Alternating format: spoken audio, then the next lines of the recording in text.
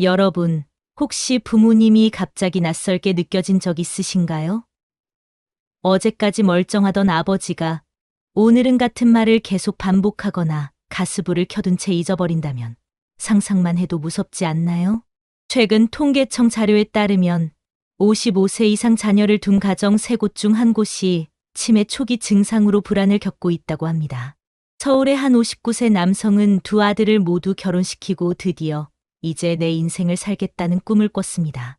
하지만 단 한 통의 전화, 형 아버지 좀 이상해. 그 말 한마디에 그의 모든 계획이 멈춰버렸습니다. 혹시 여러분도 지금 같은 전화를 받을 수 있다는 사실 생각해 본 적 있으신가요? 우리가 준비하지 않으면 이 문제는 더 빨리, 더 무겁게 찾아옵니다. 이번 영상에서는 평범한 한 가장이 겪은 현실을 통해 노부모 돌봄이라는 거대한 문제를 깊이 이야기하려 합니다. 끝까지 보시면 지금 당신이 해야 할 선택이 무엇인지 알게 될 겁니다. 본격적인 영상 시작 전에 구독과 좋아요는 영상 제작에 정말로 큰 힘이 됩니다. 또한 오늘의 영상에는 위의 말씀 드린 내용과 관련된 대한민국에서 일어나고 있는 비참한 사례 한 가지와 그와 반대되는 사례를 소개해 드리겠습니다. 여러분들이 다 들어보시고 어느 쪽이 내가 원하는 노후의 인생인지 생각해 보시는 시간이 되시기 바라겠습니다. 정혜성 씨는 올해 62입니다. 평생을 성실히 살았고 두 아들을 다 키워냈습니다. 지난해 막내가 결혼식을 올린 날, 그는 아내와 작은 술잔을 기울이며 이렇게 말했습니다. 이제 진짜 우리 인생이 시작이네. 서랍 깊숙이 넣어뒀던 여행 가방을 꺼내면서 그동안 미뤄왔던 제주 올레길과 남해의 드라이브 이야기를 꺼냈습니다. 그런데 그 행복한 대화는 한 달도 지나지 않아 끝이 났습니다. 어느 저녁 여동생에게 전화가 걸려왔습니다. 떨리는 목소리였습니다. 오빠, 아버지가 좀 이상해. 밥을 안 드시고 같은 얘기만 계속해. 가스불도 3번이나 켜둔 채로 잊었어. 처음엔 농담인 줄 알았습니다. 하지만 다음 날 직접 찾아간 아버지의 집은 숨이 턱 막히는 냄새로 가득했습니다. 부패한 음식물 냄새, 눅눅한 벽지, 바닥에 굳어붙은 국물 자국. 소파 끝에 앉아 있던 아버지는 그를 똑바로 바라보며 말했습니다. 자네 누구야? 우리 집엔 왜 온 거야? 심장이 쿵 내려앉는 소리가 귀 안에서 울렸습니다. 몇 초간 숨조차 쉬지 못한 채 서 있다가 겨우 입술을 떨며 말했습니다. 아버지, 저 혜성이에요. 큰 아들. 그러자 아버지는 잠시 고개를 갸웃하더니 이렇게 대답했습니다. 혜성이는 아직 애잖아. 이런 늙은이가 아닐 텐데. 그날 이후 혜성 씨의 삶은 완전히 달라졌습니다. 매일 아침 회사에 가기 전 아버지의 집에 들러 가스불을 확인하고 쓰레기를 치우고 냉장고에 상한 음식을 버렸습니다. 문제는 점점 심해졌습니다.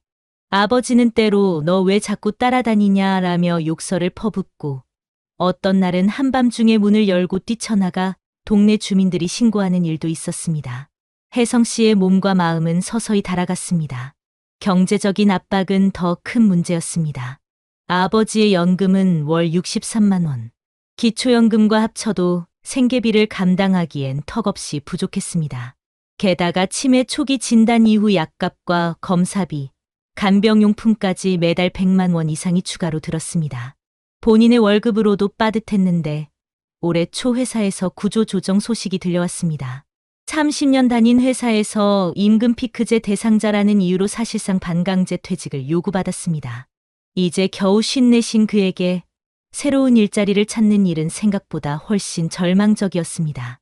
이력서를 내도 답이 오지 않았고 하루 아르바이트를 전전하며 겨우 유지하는 생활. 육체적 피로도 무섭게 찾아왔습니다. 하루 5시간도 못 자는 날이 이어졌고 어깨와 허리는 늘 굳어 있었습니다. 더 무서운 건 거울을 볼 때마다 아버지의 얼굴이 겹쳐 보인다는 거였습니다. 눈 밑의 검은 그림자, 메마른 입술, 무표정한 얼굴. 그는 욕실 거울 앞에서 중얼거렸습니다. 나도 이렇게 늙어가겠지. 그리고 내 아들도 언젠가 나를 이렇게 볼까. 아버지와의 대화는 점점 줄어들었습니다. 대화라고 부를 수 있는 게 있었을까 싶을 정도였습니다. 아버지는 하루가 다르게 변했습니다. 하루는 혜성아, 내가 있어서 다행이다. 라고 손을 잡고 울었고, 다음 날은 내가 내 인생 망쳤어. 라며 손등으로 뺨을 때렸습니다. 그 손길이 너무 약해 오히려 눈물이 났습니다. 강했던 아버지가 이렇게까지 작아진 건 처음이었습니다. 분노보다 연민이 더 깊게 파고들었습니다. 하지만 동시에 이런 생각도 스쳤습니다. 나는 언제까지 이렇게 살 수 있을까? 내 삶은 언제 시작되는 걸까? 문제는 혜성 씨 혼자가 아니었다는 겁니다. 주변 친구들도 하나둘 비슷한 고통을 털어놓기 시작했습니다. 어떤 이는 치매 걸린 장모를 돌보다 허리 수술을 했고, 또 다른 이는 퇴직 후 부모 간병으로 집을 팔았습니다. 다들 말은 하지 않았지만 눈빛에 같은 절망이 있었습니다. 2025년 현재 한국의 고령화 속도는 세계에서 가장 빠릅니다.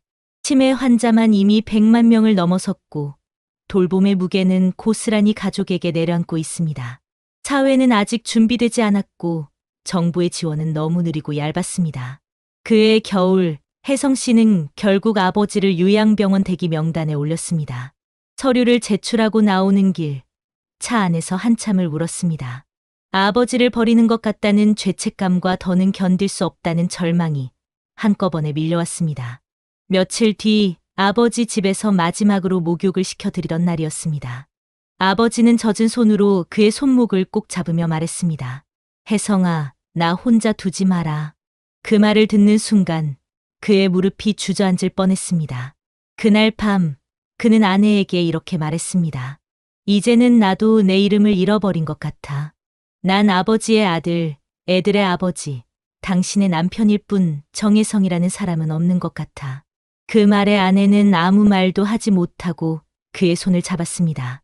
작은 거실, 불 꺼진 방 안에서 그는 조용히 중얼거렸습니다. 아버지 나도 버티고 있어. 근데 이 길의 끝이 어디인지 모르겠어. 여러분 어떠시나요? 위의 사례는 정말 비참하고 서글픈 인생 아닌가요? 하지만 지금부터 소개해드리는 사례는 정반대의 선택으로 행복한 노후를 보내고 있는 분을 소개해드리겠습니다. 주인공은 올해 65살의 김상우 씨입니다. 평생을 건설 현장에서 일하며 손에 굳은 살이 가득한 사람입니다. 20살 초반부터 나는 부모님처럼 살지 않겠다는 다짐 하나로 살았다고 합니다. 어린 시절 그는 치매 걸린 외할머니를 돌보느라 무너져가는 부모를 보았습니다. 그때 결심했습니다. 노후는 준비하지 않으면 지옥이 된다. 그 다짐은 40년 넘는 시간 동안 그의 삶을 지탱하는 기둥이었습니다. 김 씨는 돈을 많이 번 사람이 아니었습니다. 월급은 늘 빠듯했고 새 아이를 키우느라 숨 돌릴 틈도 없었습니다. 하지만 그는 작은 것부터 시작했습니다. 30살이 되던 해 매달 10만 원씩 적금을 들었습니다. 동료들은 그 돈으로 소고기나 사 먹어라라고 놀렸지만 그는 단 한 번도 그 적금을 깨지 않았습니다. 40이 넘어서부터는 소액 개인연금과 장기요양보험을 동시에 가입했습니다. 당시 주변 사람들은 보험료가 아깝다며 고개를 저었지만 그는 한마디로 대답했습니다. 나중에 후회하는 건 그때 웃으면서 낼 수 있는 돈을 아꼈을 때야. 아이들을 결혼시키고 50살이 넘자 그는 또 다른 준비를 시작했습니다. 부모 부양과 자신의 노후 돌봄을 동시에 고려해 작은 전원주택을 지었습니다. 수도권에서 멀지 않은 곳, 시내 병원과 복지관이 10분 거리에 있는 곳을 선택했습니다. 집을 지을 때 가장 신경 쓴 건 편의시설이 아니라 살림의 동선이었습니다. 혹시 자신이 거동이 불편해지거나 아내가 아플 때를 대비해 문턱을 낮추고 욕실에 손잡이를 설치하고 응급배를 달았습니다. 무엇보다 김 씨의 진짜 준비는 대화였습니다. 그는 아내와 그리고 아이들과 꾸준히 이야기를 나눴습니다. 나중에 내가 치매 걸리면 어떻게 할 거냐? 는 질문을 농담처럼 꺼냈고 식탁 위에서 현실적인 계획을 세웠습니다. 가족들은 처음엔 불편해했지만 점점 자연스러워졌습니다. 그 대화 덕분에 모두가 알고 있었습니다. 돌봄은 혼자가 아니라 가족이 함께 책임지는 것. 2025년 봄, 김 씨의 준비는 빛을 발했습니다. 올해 초, 그의 아내가 갑작스럽게 무릎 인공관절 수술을 받게 되었습니다. 많은 사람이 그 상황에서 허둥댔겠지만 김 씨는 침착했습니다. 이미 노후 자금에서 의료비 비상금 계좌를 따로 마련해둔 덕분에 수술비 850만 원을 한 번에 낼 수 있었습니다. 더 놀라운 건 아내가 수술하는 동안 김 씨가 혼자가 아니었다는 겁니다. 새 아이가 번갈아가며 병원에 찾아왔고 이웃들도 그를 도왔습니다. 그는 말합니다. 돈만 준비한 게 아니라 관계를 준비한 덕분이에요. 김 씨의 하루는 단순합니다. 아침 6시 반에 일어나 아내와 함께 동네 산책을 합니다. 복지관에서 운영하는 건강 프로그램에 참여하고 오후엔 마을 도서관에서 봉사활동을 합니다. 매주 토요일에는 손주들이 놀러 옵니다. 그때마다 그는 과거를 떠올립니다. 똑같이 부모를 돌봐야 했던 친구들 중 몇은 아직도 병원과 집을 오가며 지쳐 있습니다. 어떤 이는 부모 간병으로 퇴직금을 다 쓰고 지금은 하루벌이로 겨우 생계를 유지하고 있습니다. 김 씨는 친구들을 볼 때마다 말합니다. 준비는 돈만이 아니야. 돈은 수단일 뿐이고 진짜는 마음의 각오와 대화야. 그는 아직도 매달 일정 금액을 노후 자금으로 적립합니다. 그리고 정기적으로 지역 치매 안심센터를 찾아 상담을 받고 혹시 모를 상황에 대비해 요양병원 네트워크를 직접 발로 뛰며 확인합니다. 그는 말합니다. 혹시 내가 내일 치매 판정을 받아도 내 아이들이 울지 않게 하고 싶어요. 그게 내 준비의 목표입니다. 무엇보다 김 씨의 선택이 특별한 이유는 균형이었습니다. 그는 자신만을 위한 준비를 하지 않았습니다. 부모를 위한 돌봄, 아이들에게 짐을 남기지 않기 위한 계획, 그리고 아내와의 마지막 시간을 지키기 위한 대비. 그 모든 게 얇고 긴 실처럼 이어져 그의 노후를 단단하게 만들고 있었습니다. 최근 통계에 따르면 2025년 현재 대한민국 60대의 절반 이상이 노후 준비가 부족하다고 답했습니다. 그 안에서 김 씨 같은 사례는 희귀합니다. 하지만 그는 특별한 부자가 아니었습니다. 그저 미리 생각하고 작게라도 시작했을 뿐이었습니다. 어느 날 저녁 아내가 말했습니다. 당신은 참 신기한 사람이야. 우리 인생이 불안하지 않은 건 다 당신 덕분이야. 그 말에 김 씨는 잠시 눈을 감고 대답했습니다. 아니야. 우리 둘이 같이 만든 거야. 작은 전원주택 거실에는 저녁 볕이 부드럽게 들어왔고 손주들이 남기고 간 장난감이 뒹굴고 있었습니다. 그는 그 장면을 바라보며 속으로 중얼거렸습니다. 내가 준비한 건 결국 사랑이었구나. 2025년 현재 대한민국은 빠르게 고령화가 진행되고 있습니다. 통계청의 자료에 따르면 전체 인구 중 65세 이상 노인의 비율은 이미 20%를 넘어섰고 2030년이면 25%에 도달할 것으로 예상됩니다. 특히 치매 환자 수는 매년 급격히 증가하고 있습니다. 보건복지부가 발표한 2024년 치매 현황 자료에 따르면 전국적으로 등록된 치매 환자 수는 110만 명을 넘어섰으며 그중 절반 이상이 가족의 집에서 직접 돌봄을 받고 있습니다. 이 숫자 뒤에는 혜성 씨와 같은 수많은 가족의 고통이 숨어 있습니다. 더 큰 문제는 치매의 돌봄 비용입니다. 한국보건사회연구원 보고서에서는 치매 환자 한 명을 돌보는 데 드는 평균 연간 비용이 약 2,800만 원이라고 밝혔습니다. 이는 단순한 의료비만이 아니라 간병인 고용, 생활보조 장비, 약값, 그리고 가족 구성원이 이를 포기하면서 발생하는 간접 비용을 모두 합친 수치입니다. 특히 50대 후반 60대 초반의 자녀가 가장 큰 부담을 지고 있는 것으로 나타났습니다. 경제활동의 정점에서 부모 부양으로 인해 노동시간을 줄이거나 직장을 그만두는 경우가 많아 이른바 돌봄 은퇴라는 신조어까지 등장했습니다. 해외 통계 역시 비슷한 경고를 던지고 있습니다. 세계보건기구 WHO는 2024년 발표한 글로벌 치매 보고서에서 전 세계적으로 치매 환자 수가 5,500만 명을 넘었고 2030년까지 7,800만 명으로 급증할 것이라고 예측했습니다. 특히 보고서는 돌봄 제공자의 신체적 정신적 소모가 치매 자체보다 더 심각한 사회 문제라고 지적합니다. 미국 국립보건원 NIH에서 진행된 10년간의 추적 연구에서는 치매 환자를 돌보는 가족의 60% 이상이 우울증 또는 극심한 불안 증세를 겪는 것으로 나타났으며 40% 이상은 본인의 건강 문제를 방치하다가 심각한 합병증을 경험했습니다. 돌봄 스트레스가 가족 구성원의 평균 기대 수명을 5년 이상 단축시킨다는 해외 연구 결과도 있습니다. 한국의 현실은 이와 겹치면서도 더 가혹합니다. OECD 국가 중 노인 빈곤율 1위라는 불명예를 안고 있는 한국에서 부모 부양은 단순한 돌봄의 문제가 아니라 생존의 문제로 이어집니다.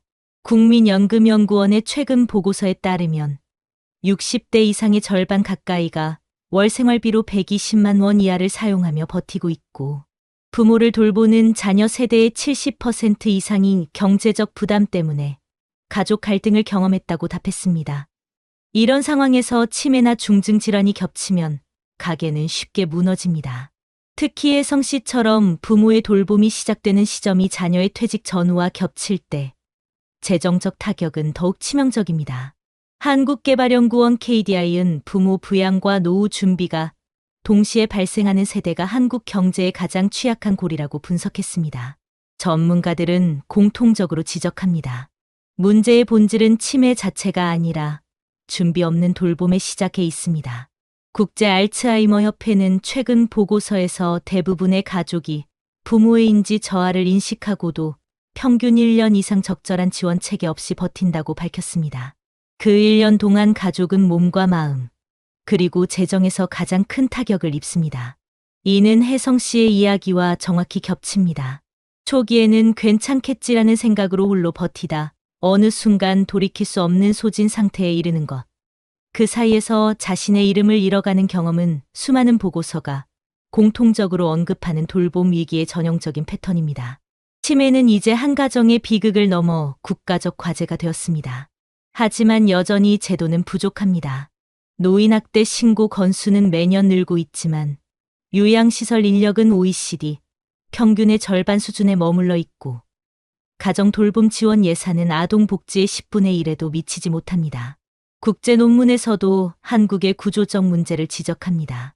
2023년 발간된 아시아 고령화 보고서에서는 한국은 가족 중심 돌봄에 과도하게 의존하는 구조를 유지하고 있으며, 이는 사회적 경제적 비용을 장기적으로 폭발시킬 위험이 있다고 경고했습니다.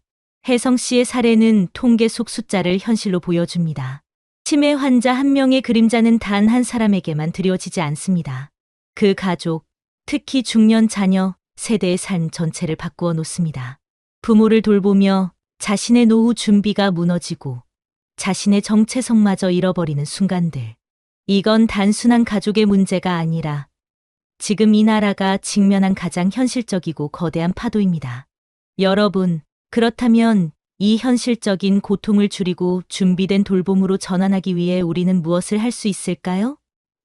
먼저 대한민국 각 지자체에서 운영 중인 실제 프로그램을 소개해드리고 싶습니다. 현재 중앙정부와 지방자치단체는 지역사회 통합 돌봄 커뮤니티 케어이라는 이름으로 2025년까지 어르신이 살던 집에서 건강한 노후를 보내도록 여러 가지 서비스를 제공하고 있습니다. 대표적으로 읍면동에 설치된 케어 안내 창구를 통해 반드시 필요한 정보와 서비스를 연계받을 수 있으며, 주민건강센터나 보건지소의 방문건강 및 방문의료 서비스로 정기적으로 혈압혈당 체크나 방문진료를 받을 수 있습니다. 또한 노인 맞춤 돌봄 서비스는 65세 이상 기초연금 수급자 등을 대상으로 말벗 서비스, 외출 동행, 안부 확인, 생활지원 등을 무료로 제공하며, 전라북도 등 일부 시군구에서는 65세 이상 노인끼리 돌봄과 일자리를 결합한 노노라울라 케어 사업을 시행하고 있습니다. 이 프로그램에 참여하는 어르신들은 월 최대 45만 원의 활동비와 교통비, 복지 포인트를 지원받아 돌봄 활동뿐 아니라 사회적 역할을 유지하며 삶의 질을 높이고 있습니다. 또 장기요양보험 체계 내에서는 방문 요양, 쥐약안 보호, 이동 지원, 주거환경 개선, 보조기기 지원 등 다양한 재가 서비스가 통합되어 제공되고 있으며, 요양보험 수급 등급 판정 후 필요한 돌봄 서비스를 선택할 수 있는 구조입니다. 특히 종합재가센터가 시군구별로 설치되어 하나의 기관에서 식사 배달, 목욕 서비스, 일상 지원, 안부 확인, 병원 동행, 법률 의무 상담 등 서비스를 받을 수 있어서 혜성 씨처럼 혼자 돌봄을 감당해야 하는 상황을 상당히 줄여줄 수 있습니다. 또한 해외 사례에서도 우리와 유사한 고령화 문제를 해결하기 위한 다양한 제도들이 존재합니다. 예를 들어 미국 캘리포니아주는 1980년대부터 Family Caregiver Resource Centers라는 주 전체 네트워크를 구축하여 돌봄 제공자들에게 상담, 교육, 계획 지원, 휴식 서비스 등을 제공하고 있으며 이를 통해 비공식 돌봄의 부담을 줄이기 위한 제도적 기반을 마련했습니다. 또 영국과 호주의 경우 돌봄자의 공간 권리와 심리적 회복을 위한 Care Assessment 돌봄자 평가제를 법적으로 보장하여 지방자치단체가 돌봄자에게 휴식 지원, 단기 입소, 스트레스 관리 프로그램을 제공하도록 하고 있습니다. 네덜란드는 치매 환자가 사는 치매 빌리지 디멘티아 빌리지 모델을 운영하고 있는데 환자들이 가상의 마을에 살면서 카페나 극장 같은 시설에서 자율적으로 생활하는 방식으로 인간다운 일상을 유지하도록 돕는 혁신적 방법입니다. 이러한 모델들은 우리보다 먼저 고령사회에 도달한 국가들이 입증한 효과적인 제도적 전략입니다. 지자체와 해외 선진 사례를 토대로 실제 우리 사회에서 실천 가능한 방법을 정리해보면 다음과 같습니다. 첫째, 부모님이나 가족의 건강 변화가 의심되면 바로 노인 맞춤 돌봄 서비스나 재가장기 요양보험을 신청해 돌봄 체계를 만들어 두는 것이 중요합니다. 둘째, 자녀 세대가 돌봄을 혼자 짊어지지 않기 위해 케어 안내 창구나 종합재가센터를 통해 가족 돌봄 계획을 실질적으로 설계하도록 하는 것이 필요합니다. 셋째, 돌봄자의 피로나 우울을 방지하기 위한 돌봄자 지원 프로그램 예컨대 캘리포니아 모델의 가족 상담, 호주의 돌봄자 휴식 지원, 영국의 Care Assessment 활용 방식을 참고해 국내에서도 돌봄자에 대한 정신적 신체적 회복 체계가 반드시 필요합니다. 넷째, 지역 내 치매 안심센터와 복지관, 건강생활지원센터 등과 연계해 예방교육, 인지활동 프로그램, 가족 상담 모임 등에 참여하는 것도 큰 도움이 됩니다. 마지막으로 해외처럼 지역 내 공동체를 활용한 돌봄 구조 네덜란드의 치매 빌리지가 아니더라도 우리도 마을 단위 돌봄 공동체를 만들어 어르신들이 자립적으로 생활할 수 있게 하는 사회적 모델을 확대해 나가는 것이 필요합니다. 이 모든 조치는 단순히 돌봄의 의무에 국한되지 않습니다. 잘 설계된 시스템은 돌봄의 부담을 줄이고 가족 구성원 모두가 삶의 균형과 존엄을 유지하며 살아갈 수 있도록 돕는 사회적 안전망입니다. 여러분이 부모님을 위해 또는 먼 미래의 자신을 위해 지금 이 순간부터 지역 서비스와 돌봄 제도를 알고 접근한다면 혜성 씨처럼 지치고 무너지는 길 대신 김상우 씨처럼 체계적이고 준비된 돌봄을 선택할 수 있습니다. 작은 정보와 실행이 가족의 삶을, 나아가 우리 사회를 바꿀 수 있습니다. 지금 바로 주거지 읍면동 케어 안내 창구나 보건소, 노인복지관에 문의해 보시면 됩니다. 이 선택이 여러분 가족의 존엄과 행복한 노후를 지키는 첫걸음이 될 것입니다. 한 번 더 손을 잡고, 한 번 더 이름을 부르고, 한 번 더 사랑한다고 말할 수 있다면, 여러분, 오늘 우리는 두 사람의 이야기를 들었습니다. 준비하지 못해 매일 무너져가는 노후와 미리 준비해 행복을 붙잡은 노후. 정혜성 씨는 부모의 손을 잡으며 나는 누구인가라는 질문을 끝없이 되뇌어야 했습니다. 그리고 김상우 씨는 같은 나이에 가족과 함께 웃으며 우리가 만들어낸 내일을 바라봤습니다. 똑같은 세월을 지나왔지만 선택과 준비는 그들의 삶을 완전히 다른 길로 이끌었습니다. 사랑하는 시청자 여러분, 우리는 아직 잊지 않았습니다. 지금부터의 작은 대화, 지금부터의 작은 준비가 우리의 미래를 바꿀 수 있습니다. 부모와의 대화, 가족과의 약속, 나 자신을 위한 계획.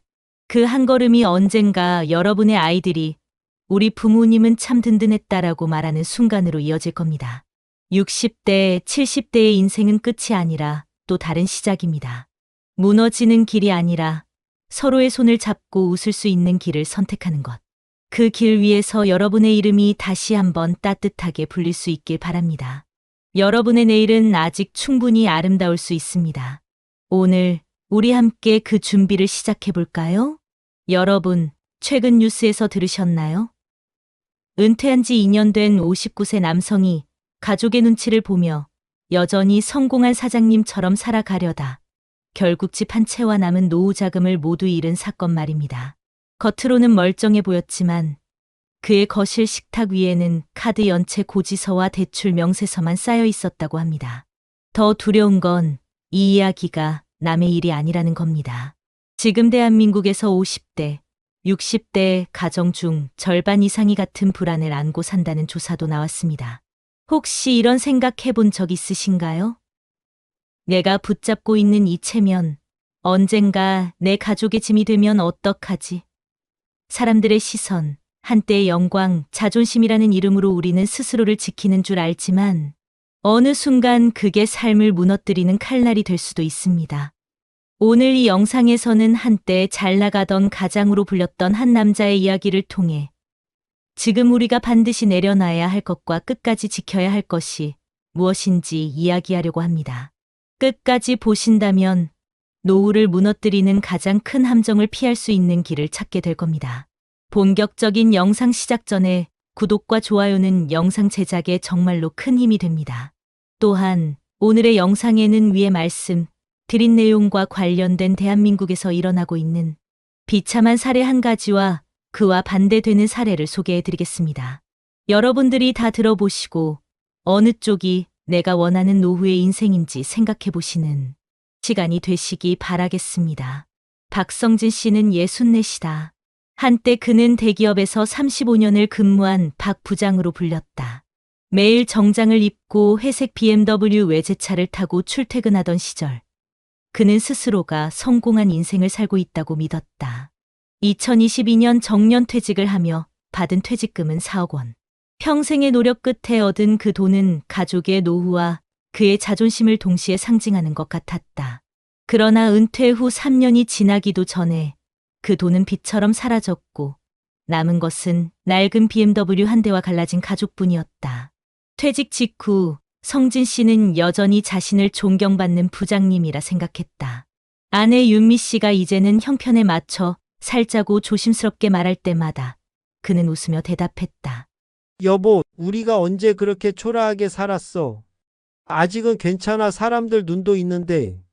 명절이면 그는 늘 백화점으로 향했다. 부모님, 처가, 친척 선물을 준비하며 통장을 열 때마다 손끝이 떨렸지만 그는 스스로를 위로했다. 사람은 겉이 반이야. 체면이 무너지면 다 무너져. 2023년 설날 윤미 씨가 계산서를 내려놓으며 물었다. 당신, 우리 통장 잔액 진짜 확인해봤어? 알아, 걱정 마. 아직 충분해. 그 대답은 현실을 가린 자존심이었다. 문제는 은퇴 두 번째 해부터 시작됐다. 그는 남은 돈 일부로 작은 와인 바를 열었다. 회사 후배들, 거래처 사람들만 와도 손님. 걱정은 안 해도 돼. 하지만 2024년 경기 침체와 고금리는 그를 기다려주지 않았다. 반년도 되지 않아 매장은 문을 닫았다. 남은 건 수억 원의 대출과 쌓여가는 이자 고지서였다. 어느 날 밤 윤미 씨가 식탁에 고지서를 놓으며 조용히 말했다. 성진 씨, 이제 BMW 팔자. 지금이라도 팔면 빚 조금은 막을 수 있어. 그는 커피잔을 내려놓으며 낮은 목소리로 답했다. 차 팔면 사람들이 다 알 거 아니야. 박 부장이 망했다고. 난 그 꼴 못 봐. 윤미 씨는 아무 말도 하지 못했다. 체면이라는 단어가 집안을 짓누르고 있었다. 2025년 봄, 통장 잔액은 두 자릿수로 떨어졌다. 그날 밤, 고등학생 딸 은서가 방에서 나와 말했다. 아빠, 나 이번 달까지만 학원 다닐게. 엄마 힘든 거 다 보여. 성진 씨는 대답하지 못했다. 은서가 방으로 들어간 후 윤미 씨가 조용히 말했다. 체면으로는 애 미래 못 지켜. 그는 그 말을 삼키듯 듣고만 있었다. 하지만 다음 날도 그는 BMW 키를 손에 쥐었다. 어느 토요일 저녁 대기업 시절 후배들에게서 연락이 왔다. 부장님, 오랜만에 뵙고 싶습니다. 그 한마디에 그는 다시 박 부장으로 돌아간 기분이었다. 모임 날 그는 낡은 BMW를 닫고 달인 셔츠를 입었다. 윤미 씨가 물었다. 오늘 어디서 만난다고 했지? 강남 호텔 뷔페 후배들이 잡았다네. 우리 지금 그런 상황 아니잖아. 없어 보이면 안 돼, 난. 그래도 부장이었어. 호텔의 밝은 조명 아래 후배들은 그를 여전히 부장님이라 불렀다. 예전엔 전설이셨죠. 하루 매출 억대 찍던 시절 기억나세요? 그 말에 그의 눈빛이 빛났다. 웃음소리, 잠 부딪히는 소리, 그리고 긁히는 카드 소리. 집으로 돌아온 밤, 윤미 씨는 카드 명세서를 보고 손을 떨었다. 이번 달 카드값 500이 넘었어. 그녀의 목소리는 낮았지만 그보다 무거운 침묵이 집안을 덮었다. 성진 씨는 말없이 BMW 키를 쥔 손을 내려다봤다. 몇 달 뒤 대출 이자는 돌려막을 수도 없게 되었다. 은행에서 담보 압류 절차 착수라는 서류가 날아왔다. 윤미 씨는 이삿짐 상자를 접으며 말했다. 이 집은 이제 우리 집 아니야.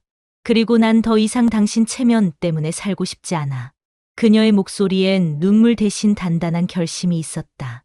성진 씨는 낡은 BMW 옆에서 중얼거렸다. 차라도 지키면 사람들이 덜 불쌍하게 보겠지. 그러나 그 말은 누구에게도 닿지 않았다. 집은 비었고 가족은 흩어졌다. 남은 건 체면을 위해 끝까지 붙잡은 외제차 한 대와 무너진 그의 노후뿐이었다. 여러분 어떠시나요? 위의 사례는 정말 비참하고 서글픈 인생 아닌가요? 하지만 지금부터 소개해드리는 사례는 정반대의 선택으로 행복한 노후를 보내고 있는 분을 소개해드리겠습니다. 주인공은 올해 62인 김태수 씨입니다. 그는 30년 넘게 한 중견 전자부품 회사에서 근무했고 퇴직할 때 손에 쥔 돈은 퇴직금 3억 2천만 원과 부부가 평생 모은 8천만 원의 저축이 전부였습니다.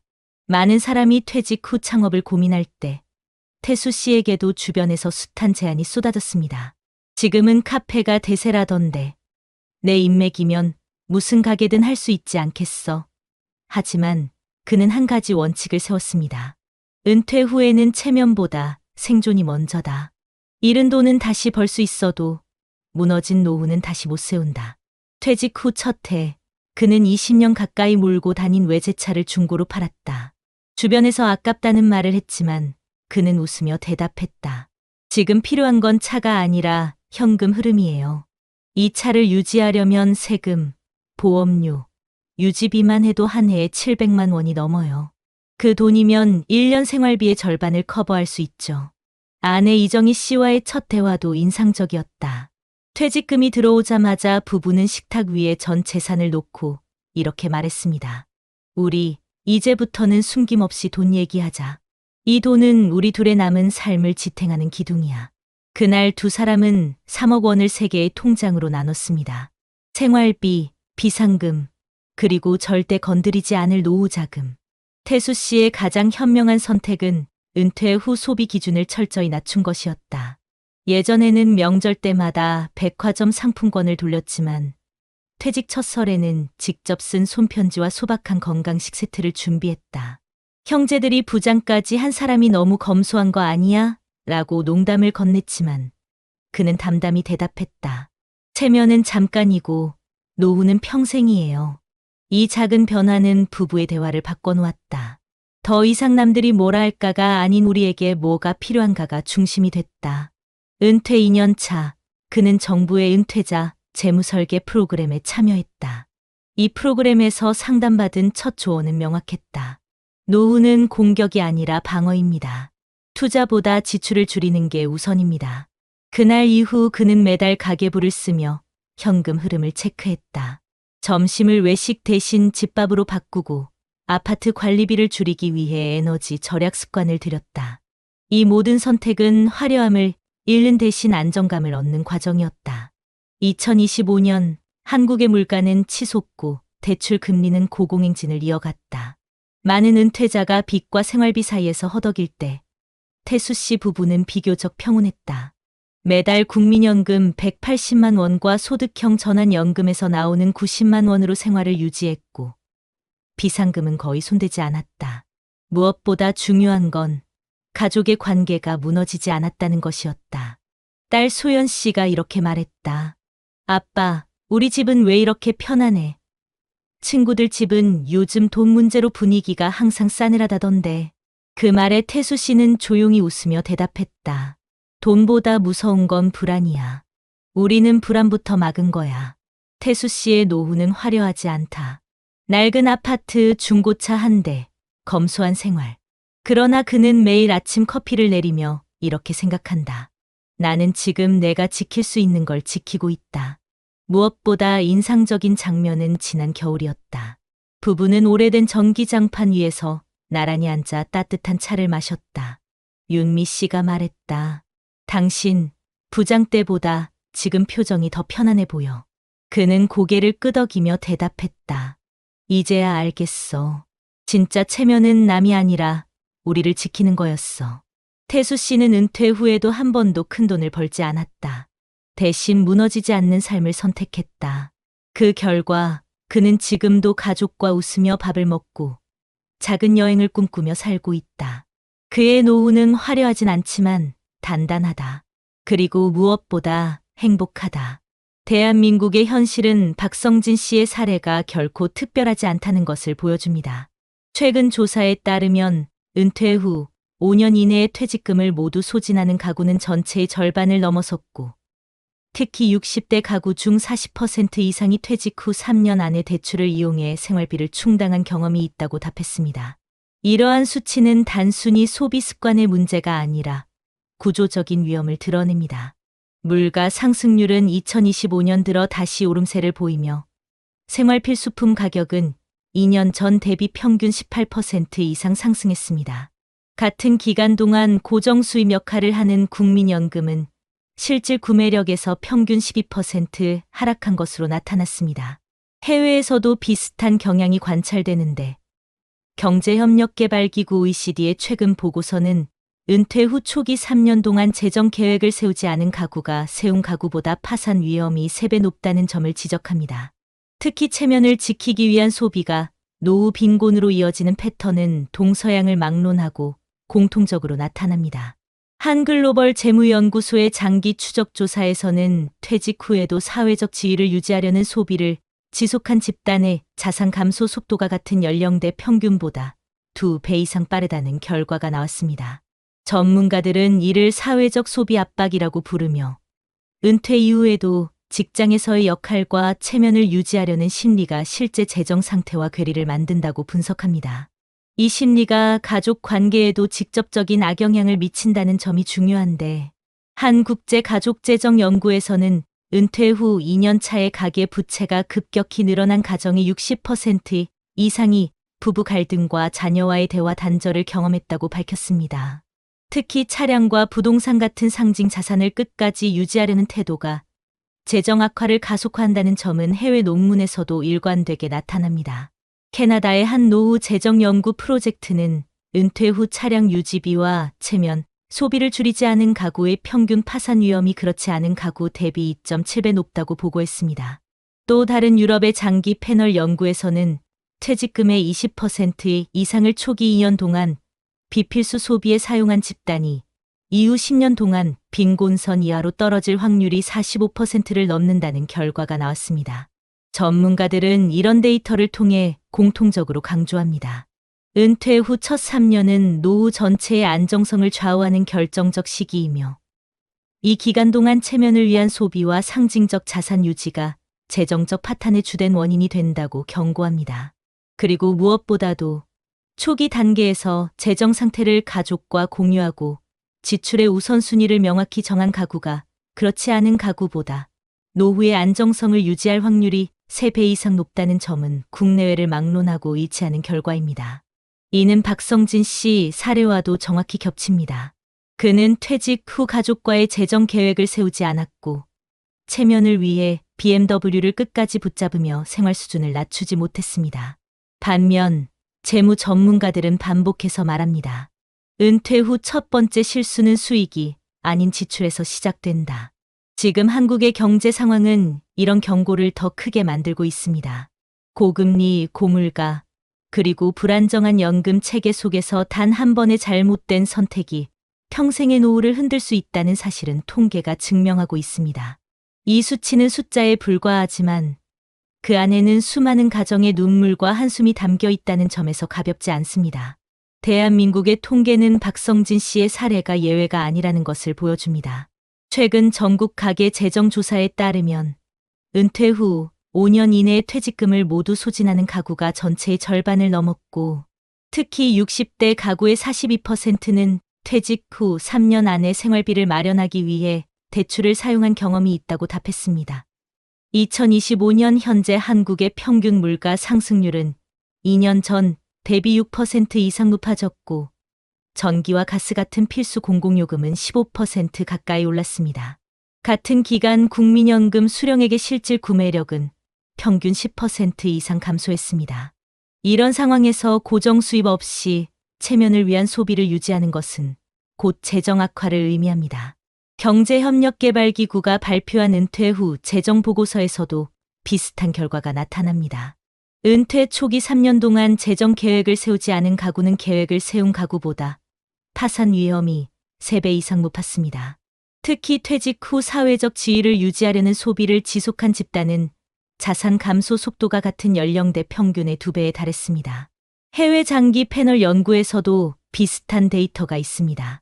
유럽에서 진행된 10년 추적 조사에서는 퇴직 후 첫 2년 동안 퇴직금의 20% 이상을 체면과 상징적 소비에 사용한 가구가 이후 빈곤선 이하로 떨어질 확률이 45%를 넘었습니다. 또 다른 연구에서는 차량 유지비와 명품 소비처럼 외부의 시선을 의식한 지출을 줄이지 않은 은퇴 가구가 그렇지 않은 가구에 비해 파산 위험이 2.5배 이상 높다고 분석했습니다. 특히 차량은 상징적인 자산으로 분류되는데, 캐나다의 한 노후 재정 프로젝트에서는 은퇴 후 고정 수입이 없는 상황에서 외제차를 유지한 가구의 70%가 5년 이내에 재정적 어려움을 겪었다는 보고서를 발표했습니다. 이러한 통계는 단순한 숫자 이상의 의미를 가집니다. 연구자들은 공통적으로 지적합니다. 은퇴 후 첫 3년은 노후의 안정성을 결정짓는 시기이며, 이 기간의 체면을 위한 소비와 상징 자산 유지가 재정 파탄의 주요 원인이라는 점입니다. 또한 가족과의 재정 소통 부재가 갈등과 단절을 불러오는 결정적 요소라는 사실도 빠지지 않습니다.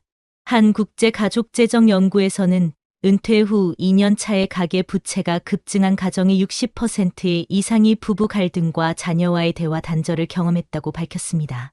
박성진 씨의 사례는 이 수치를 그대로 보여줍니다. 그는 퇴직 후 가족과 재정 계획을 공유하지 않았고, 낡은 BMW를 끝까지 붙잡으며 생활 수준을 낮추지 못했습니다. 결국 체면이라는 이름의 소비가 빚을 만들고 그 빚이 가족을 갈라놓았습니다.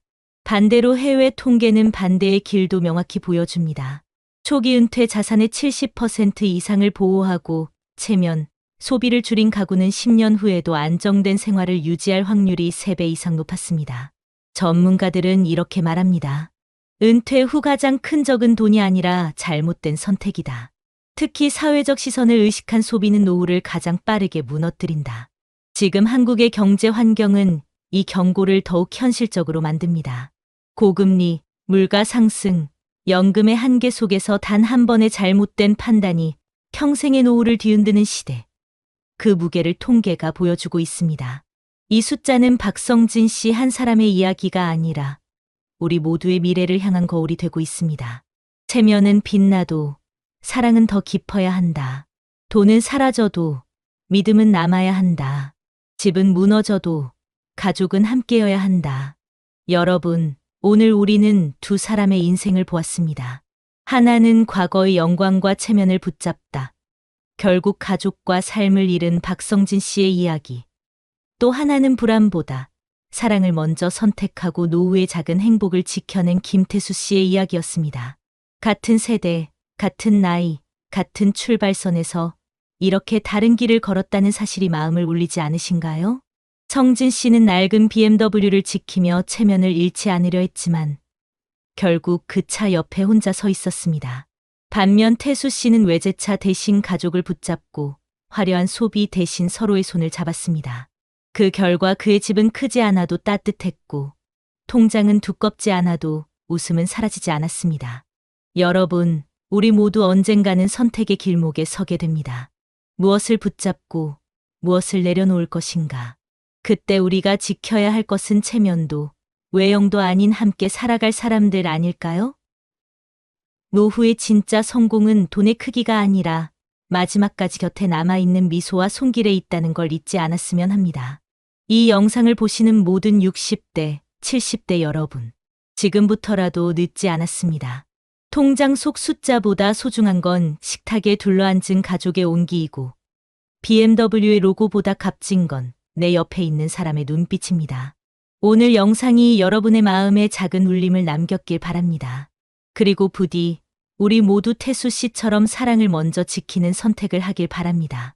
그렇게 할 때 우리는 비로소 체면이 아니라 삶을, 두려움이 아니라 행복을, 잃어가는 것이 아니라 남겨가는 노후를 만들 수 있을 겁니다. 여러분 혹시 이런 생각해 보신 적 있으신가요?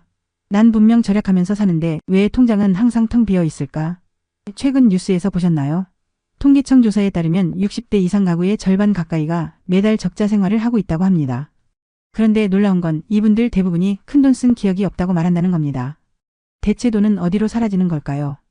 부산에 사는 62세 김영자 씨는 매달 생활비를 아껴 쓰는데도 한 달이 끝나면 통장이 바닥났습니다. 손주 생일에 작은 선물, 친구 돌잔치에 낸 축의금, 하루 한 잔의 커피. 이 정도는 괜찮겠지 했던 그 소비들이 모여 어느새 노후를 흔드는 구멍이 되어 있었죠. 혹시 여러분도 비슷한 경험 있으신가요?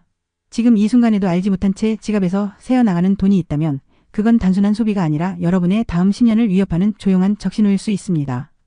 오늘 이 영상을 끝까지 보시면 단 하나의 선택만으로도 노후의 불안을 막을 수 있는 방법을 반드시 찾으실 겁니다. 본격적인 영상 시작 전에 구독과 좋아요는 영상 제작에 정말로 큰 힘이 됩니다. 또한 오늘의 영상에는 위에 말씀드린 내용과 관련된 대한민국에서 일어나고 있는 비참한 사례 한 가지와 그와 반대되는 사례를 소개해드리겠습니다. 여러분들이 다 들어보시고 어느 쪽이 내가 원하는 노후의 인생인지 생각해보시는 시간이 되시기 바라겠습니다. 서울 강동구의 오래된 아파트 단지 67세 윤상우 씨는 매달 초 통장을 열어볼 때마다 가슴이 철렁 내려앉는다. 숫자는 점점 작아지고 그와 반비례하게 불안은 커져만 간다. 손에 든 지갑은 가볍다 못해 허전하다. 그 지갑은 이제 텅 빈 노후라는 그의 현재를 상징하는 물건이 됐다. 윤 씨는 한때 국내 굴지의 대기업에서 부장으로 근무했다. 35년을 성실하게 일했고 62세 명예퇴직, 당시 받은 퇴직금은 5억 3천만 원이었다. 퇴직식 날 후배들이 건넨 꽃다발과 회사에서 준비한 기념패를 들고 집에 돌아왔을 때 아내는 눈시울을 붉히며 말했다.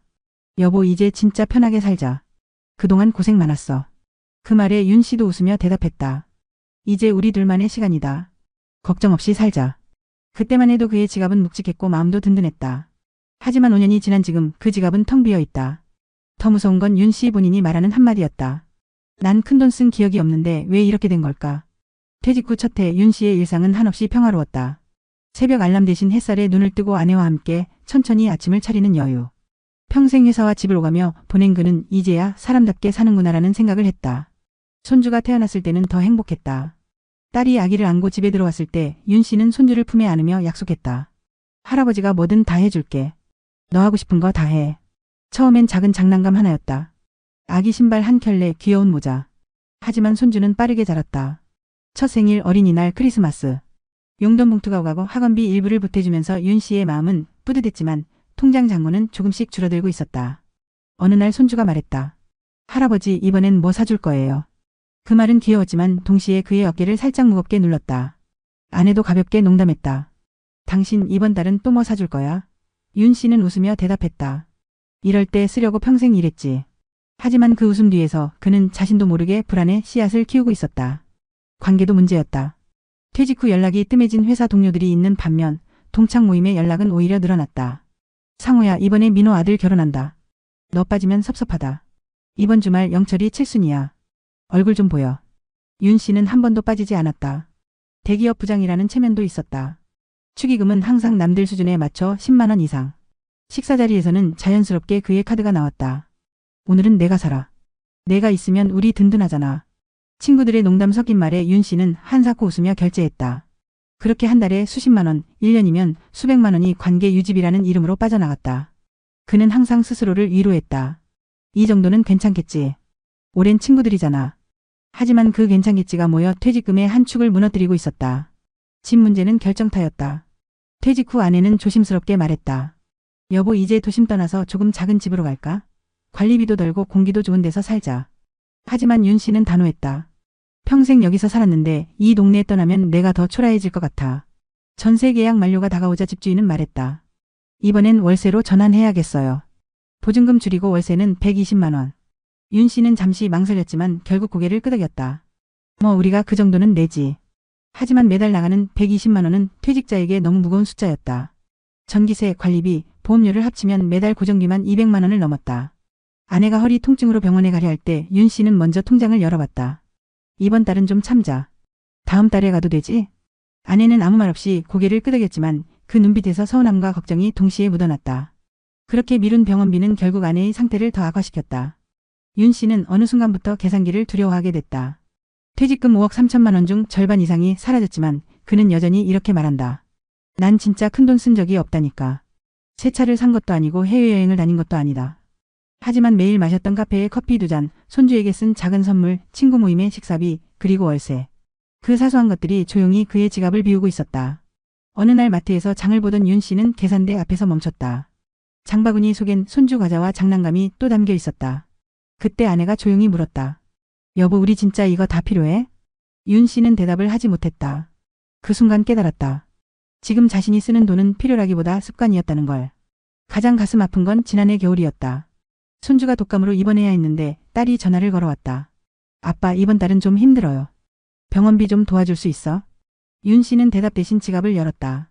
잔액은 28만 원. 결국 그는 카드론을 신청했다. 전화를 끊고 한참 동안 거실 한가운데 앉아 있었다. 손에 든 지갑은 한없이 가벼웠다. 내가 이렇게 살 줄은 몰랐어. 그의 입에서 나온 건 후회도 분노도 아닌 공허한 한숨이었다. 퇴직식 날의 든든함은 사라지고 불안만 남았다. 요즘 윤 씨는 스스로에게 같은 질문을 반복한다. 도대체 돈은 어디로 간 걸까? 그러다 거실 서랍에 놓인 낡은 지갑을 본다. 그 지갑은 아무 말도 하지 않지만 지난 5년의 모든 이야기를 담고 있다. 빳빳했던 퇴직금의 무게 대신 사소한 소비와 습관이 남긴 가벼움. 그리고 그 안에 담긴 두려움. 노후의 가난은 한 번에 오지 않는다. 윤 씨의 이야기는 그것을 보여준다. 작은 선택, 사소한 지출이 쌓이고 쌓여 어느 날 갑자기 텅 빈 지갑을 들고 서 있는 자신의 모습을 마주하게 된다. 그리고 그때는 이미 늦어버린 경우가 많다. 여러분 어떠시나요? 위의 사례는 정말 비참하고 서글픈 인생 아닌가요? 하지만 지금부터 소개해드리는 사례는 정반대의 선택으로 행복한 노후를 보내고 있는 분을 소개해드리겠습니다. 경기도 용인에서 사는 66세 장은철 씨는 은퇴 후 누구보다 평온한 일상을 살고 있습니다. 그는 한때 국내 유명 전자회사의 생산기술팀 과장으로 30년 넘게 근무했습니다. 퇴직금은 5억 5천만 원, 그 역시 많은 사람들이 부러워할 만한 숫자였습니다. 하지만 장 씨의 이야기가 특별한 이유는 돈의 액수가 아니라 쓰는 방식에 있었습니다. 퇴직을 5년 앞두고 장 씨는 아내와 매주 저녁 식탁에서 미래 회의를 열었습니다. 둘만의 규칙이 있었죠.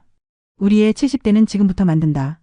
매달 가계부를 함께 펼쳐보며 생활비, 고정비, 소비 패턴을 점검했습니다. 그리고 중요한 결정을 내렸습니다. 은철 씨, 이 집은 너무 커. 관리비만 매달 40만 원이야. 지금 옮기자. 그래. 지금 옮겨야 나중에 편하지. 그들은 퇴직 3년 전 과감히 도심의 35평 아파트를 팔고 경기도 외곽의 23평 소형 아파트로 이사했습니다. 매달 빠져나가던 관리비와 유지비는 절반으로 줄었고 그 차액을 고스란히 노후 생활비 계좌에 넣었습니다. 주변에서는 아직 젊은데 왜 벌써 줄이냐고 했지만 장 씨 부부는 확신했습니다. 늙기 전에 몸을 가볍게 만들어야 한다. 손주 사랑도 남달랐지만 그는 다른 방식을 택했습니다. 첫 손주가 태어났을 때 그는 작은 공책을 꺼내 딸에게 건넸습니다. 이건 할아버지의 약속장이야. 장난감은 1년에 2번 대신 매주 토요일엔 이 아이와 시간을 보낼 거야. 그는 돈 대신 시간을 선물했습니다. 매주 손주와 함께 동네 공원을 산책하고 계절마다 작은 텃밭에서 수확한 채소로 요리를 함께 했습니다. 손주가 초등학교에 들어갔을 때 담임 선생님이 말했다고 합니다. 이 아이는 물건보다 기억을 소중히 여기는 걸 아네요. 참 따뜻하게 자랐어요. 장 씨는 웃으며 대답했습니다. 돈은 잊혀져도 같이 걸었던 길은 남으니까요. 관계 유지에서도 그는 원칙을 세웠습니다. 퇴직 후 1년 동안 그는 모든 모임에 나가지 않았습니다. 대신 전화를 걸어 한 명씩 안부를 묻고 진짜 소중한 친구를 골랐습니다. 영수야, 우리 둘만 밥 한번 먹자. 오랜만에 내 얘기 듣고 싶다. 그는 모임을 줄이고 깊은 관계만 남겼습니다. 축의금도 바꿨습니다. 무조건 10만 원, 20만 원이 아니라 자신의 상황과 친밀도에 맞춰 5만 원에서 7만 원으로 기준을 낮췄습니다. 처음엔 눈치가 보였지만 의외로 대부분의 친구들은 이해했습니다. 은철아, 내가 와준 것만으로도 고맙지. 액수는 중요하지 않아. 그때 그는 깨달았습니다. 관계를 지키는 건 돈이 아니라 진심이구나. 퇴직 후 그는 가장 먼저 고정비 다이어트부터 시작했습니다. 휴대폰 요금제, 자동이체 서비스, 보험 상품을 하나씩 정리했습니다. 필요 없는 구독을 해지하고 매달 5만 원씩 나가던 사용하지 않는 보험을 중단했습니다. 작은 절약이었지만 그 덕분에 매달 30만 원 이상을 아꼈습니다. 또한 그는 무소비 데이를 부부가 함께 실천했습니다. 매달 5일 지갑을 열지 않는 날을 정해 그날은 집에 있는 재료로 요리하고 무료로 즐길 수 있는 산책과 독서를 했습니다. 처음엔 불편했지만 시간이 지나면서 깨달았습니다. 돈을 안 쓰는 하루가 불편한 게 아니라 돈이 필요 없는 하루가 자유롭구나. 그의 삶이 특별히 빛난 건 위기가 닥쳤을 때였습니다. 퇴직 2년 후 아내가 무릎 수술을 해야 했습니다. 대부분의 동년배들이 병원비 앞에서 망설일 때 장 씨는 단호했습니다. 걱정 마. 우리 준비했잖아. 그는 의료비 계좌에서 바로 돈을 꺼냈습니다. 아내는 수술 후 회복하면서 말했다. 여보, 우리 진짜 잘했어. 이건 돈이 아니라 마음의 평안이야. 장 씨는 그날 처음으로 느꼈습니다. 노후 준비는 통장 잔고가 아니라 불안하지 않은 상태구나. 지금의 그는 매일 아침 텅 빈 지갑이 아니라 가볍지만 든든한 지갑을 열어봅니다. 안에는 현금 몇 장과 함께 손주가 그려준 그림 한 장이 들어있습니다. 돈보다 더 값진 그의 인생의 증거입니다. 친구들이 가끔 물어봅니다. 은철아, 넌 어떻게 이렇게 평온하냐? 우리랑 같은 퇴직자인데 왜 넌 불안하지가 않냐? 장 씨는 웃으며 대답합니다. 나는 미리 가벼워지는 연습을 했거든. 덜 쓰는 게 가난해지는 게 아니라 내 삶을 내가 지키는 거더라. 그의 말에 친구들은 잠시 말을 잃습니다. 노후를 준비한다는 건 거창한 재테크가 아니라 덜 필요로 하는 삶을 만들어가는 과정임을 그는 온몸으로 보여주고 있습니다. 통계를 보면 윤상우 씨 같은 상황은 결코 예외가 아닙니다. 한국통계청이 발표한 2025년 가계금융복지조사에 따르면 60세 이상 은퇴 가구의 약 45%가 매달 적자 상태로 생활하고 있으며 이 중 절반 이상은 큰돈을 쓴 기억이 없다고 답했습니다. 소액 지출과 관계 유지비, 손주 관련 소비 등이 주요 원인으로 지목됐는데 이 같은 패턴은 한국만의 문제가 아닙니다. 일본 노후경제연구소에서도 65세 이상 가구를 대상으로 한 조사에서 유사한 결과가 나왔습니다. 조사에 참여한 노인 중 48%는 월 평균 소비의 절반 이상이 사소한 지출에서 발생한다고 답했고, 특히 손주와의 관계 유지, 사회적 체면을 위한 모임 비용이 가장 높은 비율을 차지했습니다. 미국 노년학 연구소에서 발표한 보고서 역시 은퇴 후 가계 파탄의 주요 원인을 예측 불가능한 소액의 누적 소비로 꼽았습니다. 흥미로운 건 이러한 소비가 대부분 합리적인 이유를 동반한다는 점입니다. 가족의 행복 관계 유지, 사소한 기쁨을 위한 선택들이 시간이 지나면서 거대한 재정 부담으로 바뀌는 것이죠. 또한 해외 연구들은 고정비의 부담이 노후 파탄의 핵심 요인이라는 점을 강조합니다. 영국 노후경제재단의 자료에 따르면 은퇴 후에도 도심 고가의 주택을 유지한 가구가 10년 내에 재정 위기를 겪을 확률은 주거비를 30% 이상 줄인 가구보다 3배 이상 높았습니다. 한국 역시 같은 패턴을 보입니다. 한국개발연구원의 시뮬레이션에 따르면 은퇴 후 소득이 급격히 줄어드는 60대 이후에는 고정비가 월 생활비의 50%를 넘을 경우 자산 소진 속도가 2배 이상 빨라지는 것으로 나타났습니다. 윤상우 씨가 월세 전환 이후 빠르게 재정 불안을 겪었던 것도 같은 맥락입니다. 전문가들은 은퇴 후 첫 5년을 지출 구조를 재설계해야 하는 황금 시기라고 부릅니다. 이 시기에 주거비와 생활비 구조를 손보지 않으면 이후에 소비 패턴이 고착돼 회복이 어려워진다는 겁니다. 심리적 요인 역시 간과할 수 없습니다. 캐나다 브리티시 컬럼비아 노년연구센터에서 진행한 실험은 매우 흥미로운 결과를 보여줍니다. 하루 평균 대화 시간이 15분 이하인 노년층은 그렇지 않은 집단에 비해 감정형 소비를 할 확률이 2.7배 높았습니다. 외로움과 고립감이 사소한 소비를 반복하게 만든다는 거죠. 한국보건사회연구원 자료에서도 혼자 사는 65세 이상 가구의 비필수 소비 비율이 부부가 함께 사는 가구보다 평균 1.8배 높게 나타났습니다. 이는 윤상우 씨가 손주 선물과 모임 비용에 의존하며 작은 기쁨을 소비로 채우려 했던 상황과 맞닿아 있습니다. 전문가들은 이런 소비를 감정값 소비라고 부르며 돈의 흐름을 따라가기보다 마음의 공백을 먼저 살펴야 한다고 조언합니다. 해외 연금경제학회 보고서에 따르면 은퇴 후 자산을 유지하는 가장 큰 차이는 지출의 자각에 있습니다. 조사 결과 은퇴 후 10년간 재정 안정성을 유지한 가구는 공통적으로 소득 대비 소비 비율을 매달 점검하고 특히 작은 지출에 대한 기록과 분석을 습관화한 것으로 나타났습니다. 반대로 재정 위기를 겪은 가구의 70%는 지출의 절반 이상이 기억나지 않는다고 답했습니다. 이는 윤상우 씨가 말한 큰돈 쓴 기억이 없다는 말과 정확히 겹칩니다. 전문가들은 이렇게 조언합니다. 노후의 가난은 거대한 실패가 아니라 작은 무의식의 누적이다. 더불어 은퇴 후 재정 계획을 세우지 않은 가구의 평균 자산 소진 속도는 계획을 세운 가구보다 2.3배 빠르다는 조사도 있습니다. 일본 금융청이 발표한 자료에 따르면 퇴직 전 5년부터 가계 점검과 소비 재설계를 시작한 부부는 은퇴 후 15년이 지나도 생활자금이 안정적으로 유지될 확률이 78%에 달했습니다. 반대로 아무런 계획 없이 퇴직한 가구는 10년 이내 자산의 60% 이상을 소진할 가능성이 높다고 밝혔습니다. 이는 윤상호 씨처럼 지금은 괜찮겠지라는 안일함이 얼마나 큰 대가로 돌아오는지 보여주는 수치입니다. 결국 전문가들이 공통적으로 강조하는 건 단순합니다.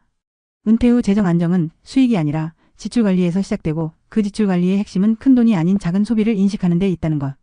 해외 보고서에서는 이를 인비저블 드라이브 AIM 보이지 않는 누수라고 부릅니다. 윤상호 씨의 사례는 그 개념을 그대로 증명합니다. 퇴직금 5억이 사라진 이유는 한 번의 실패가 아니라 매일같이 열렸던 작은 지갑이었으니까요. 해외 연구들은 말합니다. 노후의 안전망은 수입이 아니라 소비를 의식하는 습관에서 시작된다.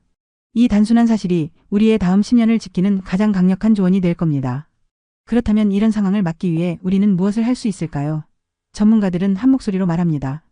은퇴 후의 재정 관리는 거대한 절약이 아니라 작은 구조의 재설계에서 시작된다. 한국의 여러 지자체들은 이미 이를 돕기 위한 다양한 프로그램을 운영하고 있습니다. 서울시의 노후재무설계 지원 서비스는 만 60세 이상 시민을 대상으로 무료 재무 상담을 제공하며 실제 가계부 분석과 지출 점검을 통해 생활비 구조를 재조정할 수 있도록 돕고 있습니다. 경기도는 시니어 생활경제학교를 운영해 은퇴자들에게 실질적인 금융교육과 절약 실습을 제공합니다. 여기서는 카드 명세서를 색칠하는 방식으로 소비 패턴을 파악하고 자동이체 점검을 통해 숨은 고정비를 찾아내는 훈련을 진행합니다.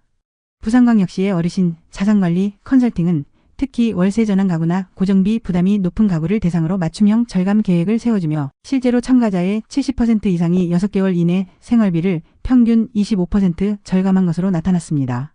해외에서도 비슷한 흐름이 있습니다. 일본은 65세 이상 가구의 소득 대비 지출 비율을 안정화하기 위해 노년 가계 점검법을 도입했습니다. 이 법은 은퇴자 가구의 월별 지출을 정부와 지자체가 함께 분석하고 일정 비율 이상의 불필요한 소비 항목이 발견되면 무료 컨설팅을 의무적으로 제공하도록 하고 있습니다.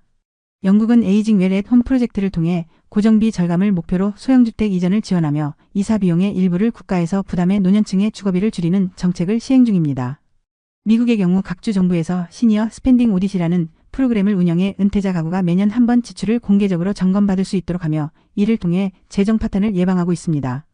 우리나라에서도 이와 유사한 모델이 확산되고 있습니다. 충청남도는 시니어 무소비 챌린지를 통해 한 달 중 하루를 지갑 닫는 날로 지정하고 참가자들이 경험을 공유하도록 하여 절약 습관을 만들고 있습니다. 실제 참가자 중 상당수는 돈을 안 쓰는 하루가 처음엔 불편했지만 시간이 지나자 돈 없이도 살 수 있다는 자신감이 생겼다는 피드백을 남겼습니다. 전문가들은 이런 작은 경험이 장기적인 재정 안정으로 이어진다고 강조합니다. 또한 전라북도는 지역복지관과 연계해 손주와 함께하는 시간 선물 프로젝트를 진행 중입니다. 돈이 아닌 시간을 손주와 공유하는 활동을 장려하며 이를 통해 손주 관련 소비를 줄이면서도 관계의 질을 높이는 효과를 거두고 있습니다. 해외에서도 동일한 연구 결과가 나옵니다. 캐나다 노년경제연구소는 노후의 소비 절약은 단순한 돈의 문제가 아니라 감정의 전환이며 돈보다 시간을 투자할 때 재정과 관계가 함께 안정된다는 보고서를 발표했습니다. 이 모든 사례가 말하는 건 단순합니다. 지금 당장 할 수 있는 가장 효과적인 변화는 보이는 소비와 보이지 않는 소비를 구분하는 것, 그리고 지자체와 국가가 제공하는 프로그램을 적극적으로 활용하는 것입니다.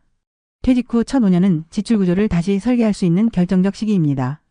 무소비 데이를 실천하며 소비의 경계선을 다시 그어보고 카드 명세서 색칠을 통해 자신의 소비 패턴을 눈으로 확인하며 고정비를 점검해 불필요한 항목을 제거하는 작은 행동이 여러분의 다음 10년을 바꿀 수 있습니다. 해외의 법과 정책, 국내 지자체의 프로그램은 이미 우리에게 길을 보여주고 있습니다. 서울의 재무설계 서비스, 일본의 노년 가계 점검법, 영국의 소형주택 이전 지원, 미국의 연간 소비 감사 프로그램. 이 모든 것의 목적은 같아요. 돈 때문에 불안하지 않은 노후를 만드는 것. 그리고 그 시작은 거창한 투자나 복잡한 금융 상품이 아니라 바로 오늘 여러분이 지갑을 한 번 덜 여는 그 선택에서 시작됩니다.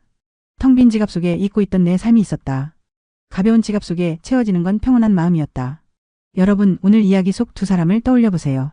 한 사람은 평생을 일해 모은 퇴직금을 손에 쥐었지만 어느 날 문득 텅 빈 지갑을 바라보며 난 큰돈 쓴 적이 없는데 왜 이렇게 되었을까라는 말을 남겼습니다. 사소한 지출 관계를 위한 비용, 습관처럼 반복된 소비들이 그의 노후를 조금씩 무너뜨렸죠. 그와 반대로 또 한 사람은 같은 길 위에서 전혀 다른 선택을 했습니다.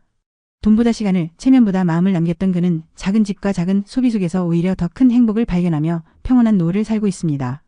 두 사람의 차이는 거창한 재테크도 엄청난 수익도 아니었습니다. 단지 지갑을 여는 순간을 스스로 선택했는가, 아니면 익숙한 습관과 눈치에 맡겼는가였습니다.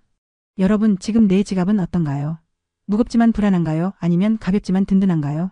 우리의 노후는 큰 돈이 아니라 작은 선택이 만듭니다.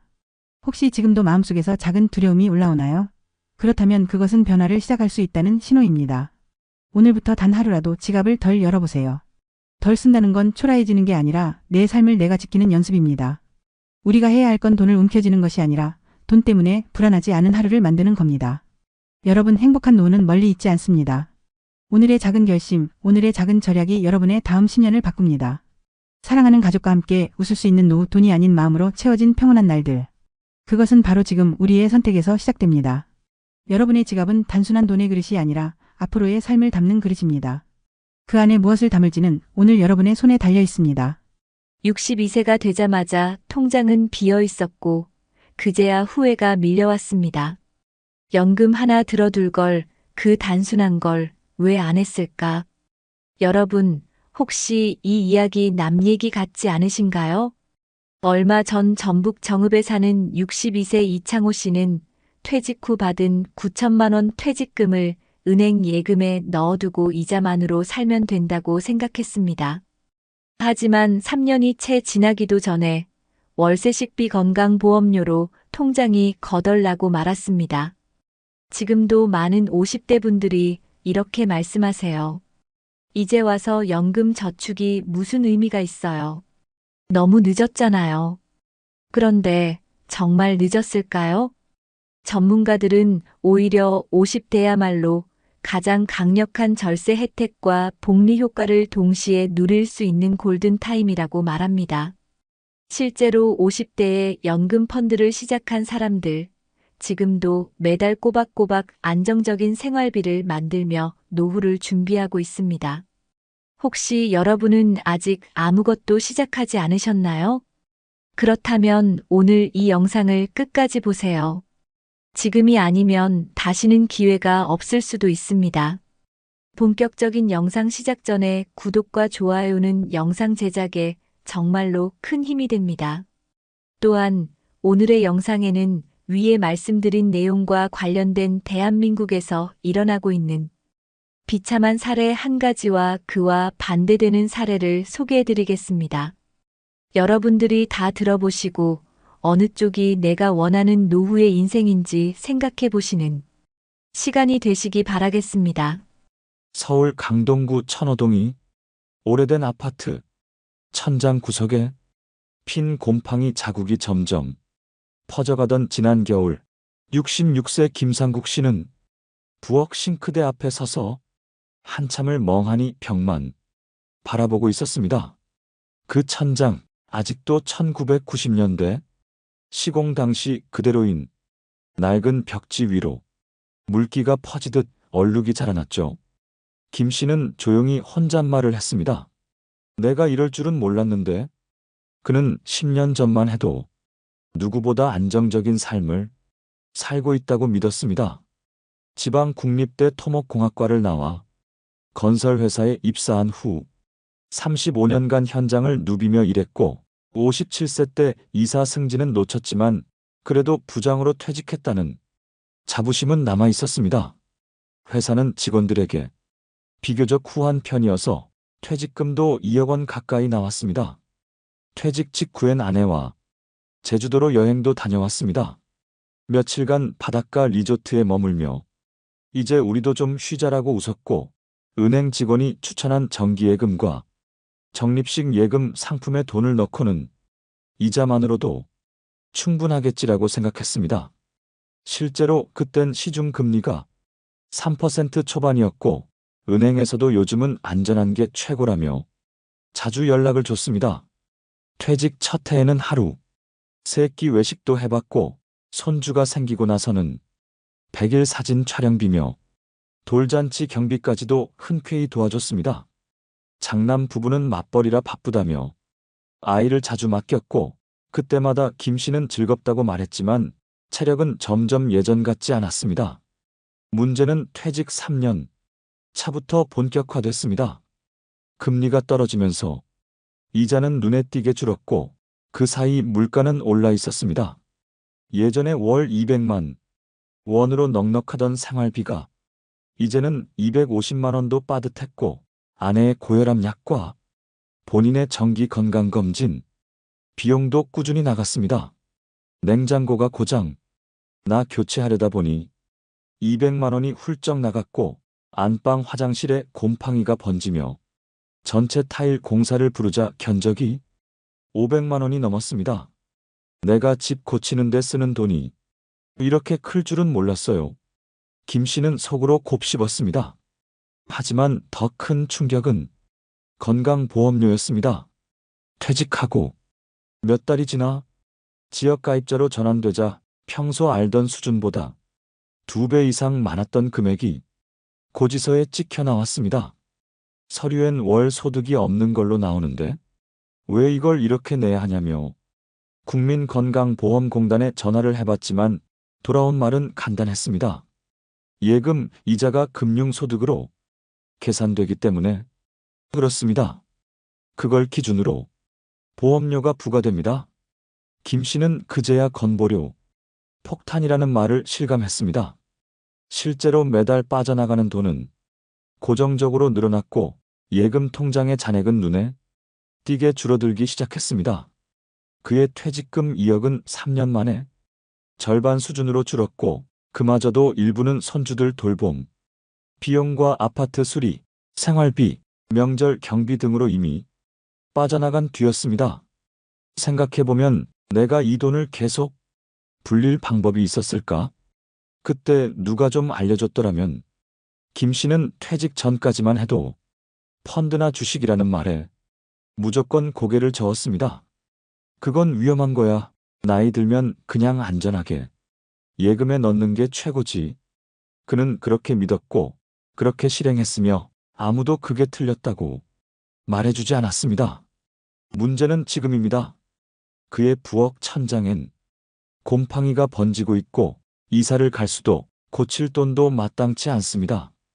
과거엔 손주 돌보는 게 행복했지만 지금은 체력적으로 감당이 어렵고 아이가 울기라도 하면 머리가 아파 견디기 힘들다고 말합니다. 그는 몇 달 전 몰래 부부의 금융 자산을 정리해봤습니다. 남은 예금은 1억 6천만 원 정도, 그것도 정기예금 해지 시 수수료가 붙는 상태. 국민연금은 한 달에 68만 원, 그마저도 둘이 쓰기엔 빠듯한 액수입니다. 아내는 요즘 가끔 이런 말을 한다고 합니다. 당신 퇴직할 때 그 돈으로 뭐 하나 사놓을 걸 건물 말고라도. 그땐 왜 다 예금만 넣었대? 그 말에 김 씨는 대꾸하지 못합니다. 가만히 식탁에 앉아 벽 쪽에 번지는 곰팡이를 바라볼 뿐입니다. 그는 이제서야 인터넷을 뒤져 연금저축, ISA, IRP 같은 단어를 검색해보고 그땐 왜 몰랐을까라는 후회를 매일 반복합니다. 지금도 무엇을 해야 할지 몰라 은행 창구 앞에서 괜히 번호표만 뽑았다가 돌아오는 날이 많다고 합니다. 내가 아직 뭔가 시작할 수는 있을까? 이 말은 최근 그가 아내에게 건넨 말 중 가장 조심스러웠던 말이었습니다. 김상국 씨는 그날 이후로 동네 도서관을 자주 찾기 시작했습니다. 도서관 지하 1층 금융 코너에 먼지가 쌓인 책들이 줄지어 놓인 곳. 그는 처음으로 50대 이후 절세, 투자 전략이라는 책을 펼쳤습니다. 책에는 연금 저축 펀드, ISA, IRP 같은 단어들이 가득했고 처음엔 모든 문장이 낯설었지만 어느 순간 내가 퇴직 직전에 이걸 알았더라면이라는 후회가 밀려왔습니다. 그는 작은 메모장에 글자를 적었습니다. 연금저축 세액 공제 가능, IRP 퇴직금 넣을 수 있음, ISA 비과세 혜택 5년 이상 유지시 유리. 이런 메모를 다시 집에 와 아내에게 보여주며 말했습니다. 당신, 나 요즘 이런 거 공부하고 있어. 혹시 우리가 지금부터라도 연금이라는 걸 조금씩 만들어 볼 수 있을까? 아내는 고개를 갸웃하며 말했습니다. 그게 우리 나이에 가능한 거야? 연금은 젊을 때부터 하는 거 아닌가? 그 질문이 김 씨의 마음을 더욱 무겁게 했습니다. 책에서도 유튜브에서도 50대도 늦지 않다고 말했지만 막상 내 나이를 생각하면 이미 손해본 기분이 들었기 때문입니다. 며칠 후 김 씨는 용기를 내어 지역은행에 찾아갔습니다. 창구 직원에게 연금저축펀드 계좌를 만들고 싶다고 말하자 젊은 직원은 처음엔 의외라는 듯한 표정을 지었습니다. 보통은 30대에서 40대 분들이 많이 만드세요. 그 말에 김 씨는 잠시 말문이 막혔지만 이내 웃으며 말했습니다. 그러게요. 내가 그동안 너무 늦게 알았지 뭐예요. 직원은 김 씨의 상황을 듣고 연금저축펀드 계좌와 함께 소득공제 혜택, 분리과세, 복리효과 등에 대해 자세히 설명해 주었습니다. 김 씨는 그날 하루 종일 은행에서 설명을 들었고 돌아오는 길에 오래전 승진 누락되던 날보다 더 복잡한 마음을 안고 집으로 돌아왔습니다. 그날 밤 아내가 식탁에 앉아 부엌 벽지를 가리키며 말했습니다. 당신, 이 곰팡이 좀 봐. 사람 기운 빠지게 생겼네. 우리 이 집 좀 손 봐야 할 것 같아. 근데 그 돈 있긴 해?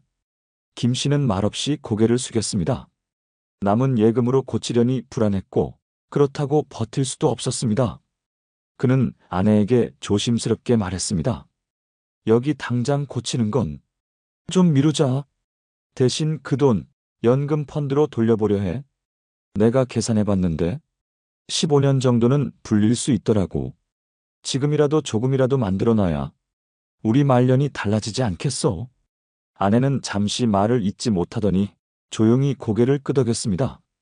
그래, 당신이 그렇게 생각했으면 믿어볼게. 그 말 한마디에 김 씨는 마음이 조금 가벼워졌습니다. 그는 다음 주부터 평일 오전마다 동네 복지관에서 운영하는 시니어 금융교실에 나가기 시작했습니다. 참여자 대부분이 60대 이상이었고 강의실엔 자녀 결혼자금 걱정, 병원비 부담, 국민연금 부족하다는 이야기가 가득했습니다. 그 속에서 김 씨는 조용히 자신만의 계획을 세워갔습니다.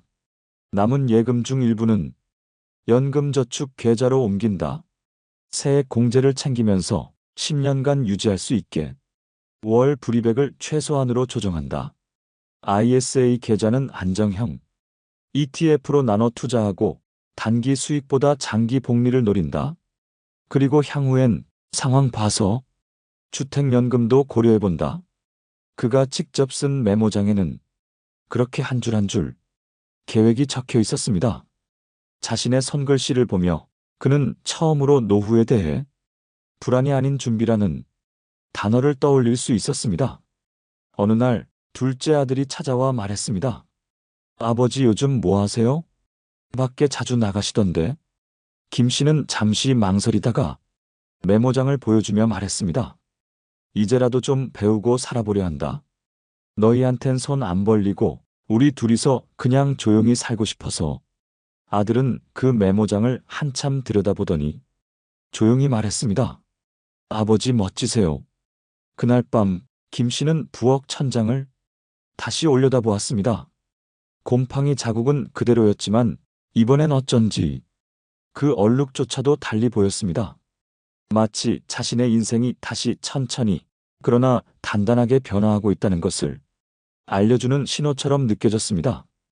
여러분 어떠시나요?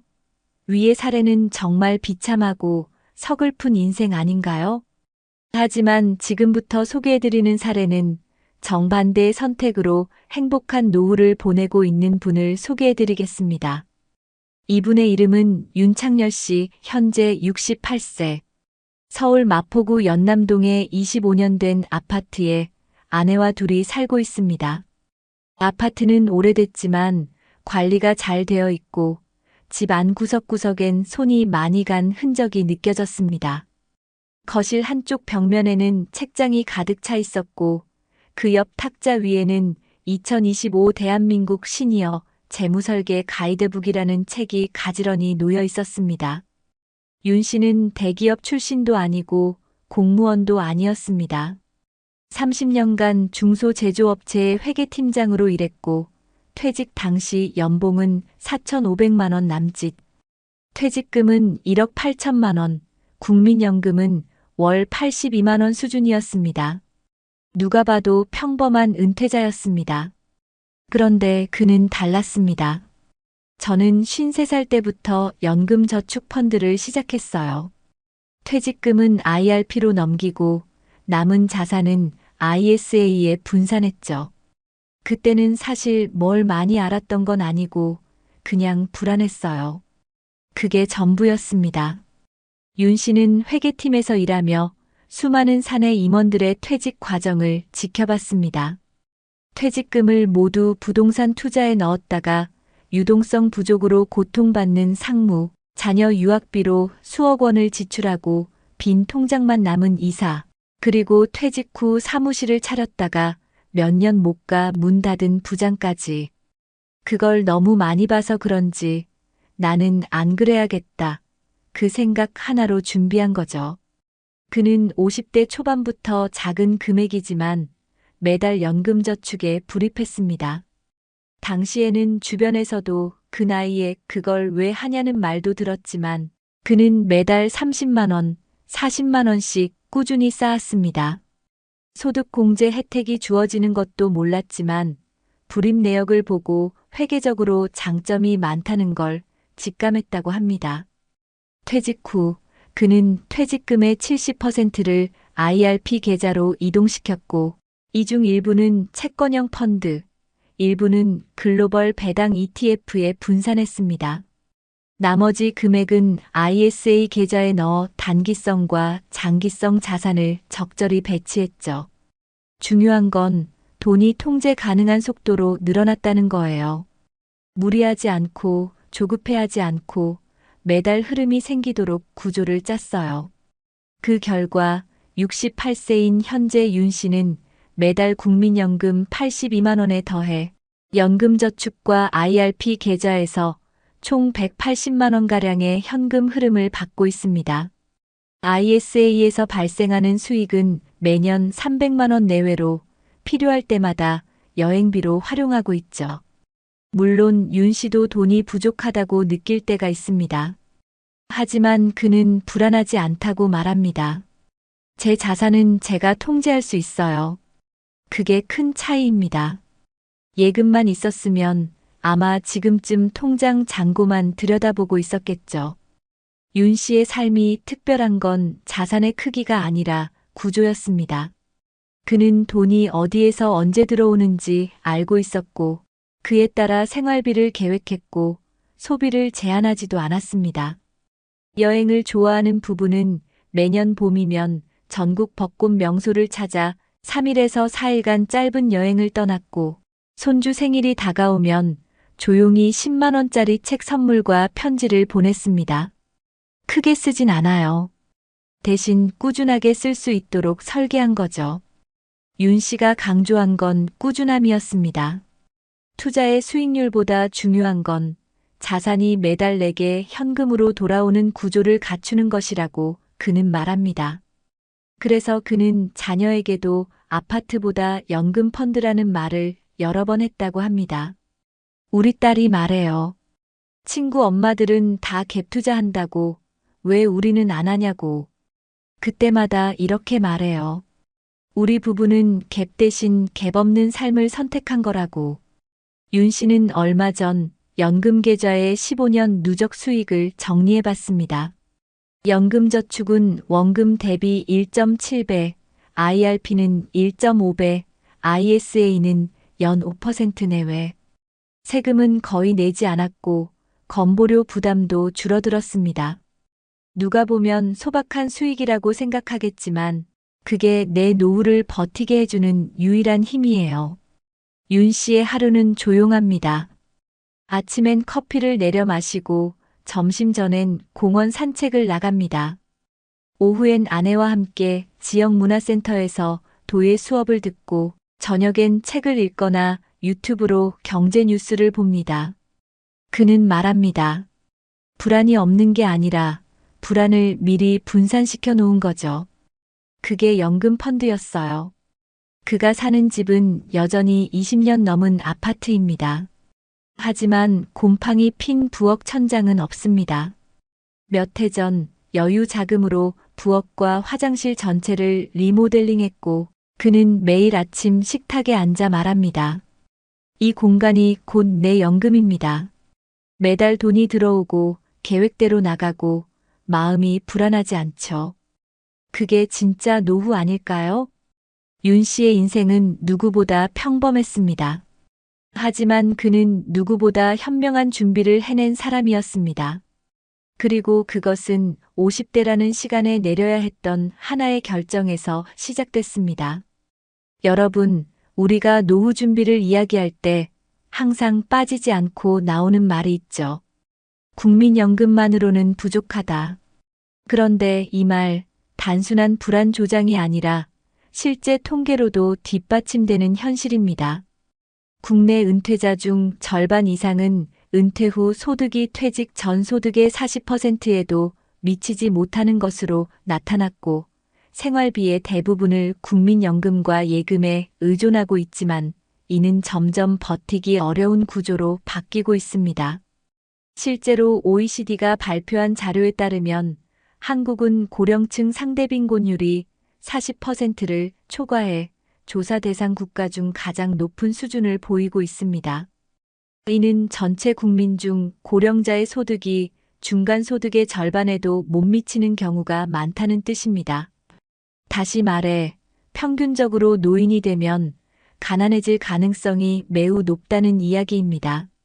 이와 관련해 미국 노스웨스턴 대학교의 고령 금융 보고서에서는 예금 자산에만 의존한 고령층일수록 생활비 스트레스와 불안 수준이 높은 경향을 보인다고 지적한 바 있습니다. 흥미로운 점은 예금 자산을 주력으로 보유한 집단과 투자형 연금 자산을 포함한 집단의 장기 생존율을 비교했을 때 후자가 더 높은 정신건강 만족도를 보였다는 분석도 함께 제시됐다는 점입니다. 실제로 복리구조의 장기 금융 상품을 보유한 사람들은 그렇지 않은 사람들보다 경제적 예측 가능성과 계획 수립에 있어서 심리적 안정감을 더 크게 느낀다는 것입니다. 이는 곧 소비 결정에도 영향을 줍니다. 즉, 매달 정기적으로 들어오는 수입이 있다는 것만으로도 씀씀이가 계획적이 되고 예측 가능한 생활이 가능해지는 겁니다. 최근 세계은행 월드뱅크이 발표한 보고서에서도 노후 현금 흐름이 일정하게 보장된 고령자일수록 의료비 지출의 불확실성이나 자녀 부양 압력에 대해 덜 민감하게 반응하며 생활의 질이 객관적으로 높다는 분석이 나왔습니다. 특히 리타이어먼트 인컴 시스템즈 관련 보고서에서는 100세 시대를 살아가는 은퇴자는 단순히 자산을 보유하는 것이 아니라 매달 생활비로 환산 가능한 구조를 설계해야 한다고 강조하고 있습니다. 참고로 이 보고서는 전 세계 40여 개 국가의 은퇴자, 수입 구조와 생활 만족도, 의료비 스트레스 지수 등을 조사한 결과를 기반으로 작성됐습니다. 이 보고서에 따르면 은퇴자들이 가장 크게 스트레스를 느끼는 요인 중 하나는 미래 자산 고갈에 대한 공포이며, 이는 자산의 크기보다 자산의 흐름 구조와 훨씬 더 관련성이 높다는 결론이 나왔습니다. 연금 펀드나 IRP, ISA와 같은 금융 상품의 강점은 바로 여기에 있습니다. 단순히 자산을 묶어두는 것이 아니라 일정한 간격으로 현금 흐름을 만드는 구조라는 점이죠. 그런데 문제는 이런 구조를 늦게 시작할수록 복리의 효과는 줄고 세제 혜택도 제한된다는 점입니다. 해외에서도 50대 이후 연금계좌 진입자는 소득 공제율은 낮지만 운용 전략에 따라 안정적인 생활이 가능하다는 연구들이 존재합니다. 특히 미국의 엘더 퍼넨셜 플래닝 보고서에서는 50대 이후 연금 펀드를 시작한 은퇴자들 중 복리 수익률이 연평균 5% 이상 유지된 경우 25년 이상의 생활 안정성을 확보했다고 분석한 바 있습니다. 이는 앞서 소개한 윤창열 씨와 같은 사례가 이론이 아니라 실천 가능한 전략이라는 걸 보여주는 좋은 근거입니다. 더불어 연금 펀드를 포함한 세제 혜택형 계좌의 또 다른 장점은 세금, 특히 금융소득 종합과세와 건강보험료 부담을 줄일 수 있다는 것입니다. 미국, 독일, 캐나다 등 주요 국가들도 공통적으로 은퇴자에게 과도한 세금과 의료비 부담이 장기 빈곤을 초래한다는 점에 주목하며 세제우대 계좌 활성화를 통한 고령층 소득 보전 전략을 간주하고 있습니다. 특히 고령화 속도가 빠른 한국과 일본, 이탈리아는 이런 구조를 복제할 수 있는 환경이 잘 갖춰져 있다는 분석도 병행됩니다. 정리하자면 지금 50대인 분들은 앞으로 최소 30년을 더 살아갈 가능성이 큽니다. 그 30년 동안 여러분의 자산이 가만히 묶여 있는 것이 아니라 매달 일정한 현금 흐름으로 바뀌어 들어오는 구조를 만들 수 있다면 그건 단순한 금융 상품을 넘어 노후의 방어막이 되는 겁니다. 그리고 그 구조는 지금이라도 시작할 수 있습니다.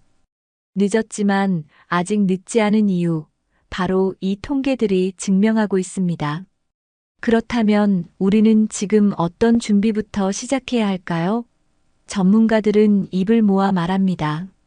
노후 준비는 자산의 크기가 아니라 흐름의 구조를 만드는 것부터 시작해야 한다고요. 가장 먼저 할 일은 연금저축, IRP, ISA 같은 절세형 금융상품의 계좌를 개설하는 것입니다. 단 하루라도 빨리 시작하는 게 복리 효과를 누릴 수 있는 가장 단순하고 확실한 방법입니다. 그리고 계좌만 만들고 방치하지 말고 소액이라도 정기적인 불입을 설정해 두는 것이 중요합니다. 당장은 10만 원도 부담될 수 있지만 시간이 지나면 그 금액이 매달 들어오는 안정적인 생활비로 돌아올 수 있다는 사실을 기억해야 합니다. 이렇게 시작한 절세계좌는 연말정산 때 세액공제를 받을 수 있고 일정 기간이 지나면 금융소득종합과세에서도 제외되어 노후의 세금 부담도 덜 수 있습니다. 특히 지역가입자로 전환된 후 건강보험료가 부담이 되는 분들에게는 금융자산을 절세계좌로 옮겨 놓는 것만으로도 건보료 산정 기준이 달라져 큰 효과를 볼 수 있습니다.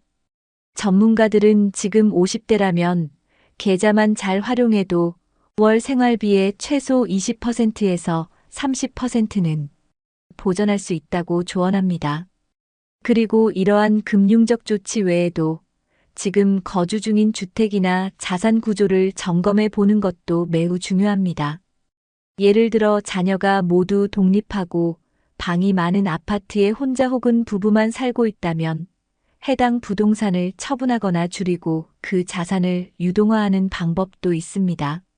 서울시에서는 실제로 어르신 맞춤형 주거 전환 지원 사업을 시행하고 있는데 일정 기준 이상의 고령자들에게 이사비와 중개비를 지원하며 보다 관리가 쉬운 소형 임대주택으로 옮길 수 있도록 돕고 있습니다.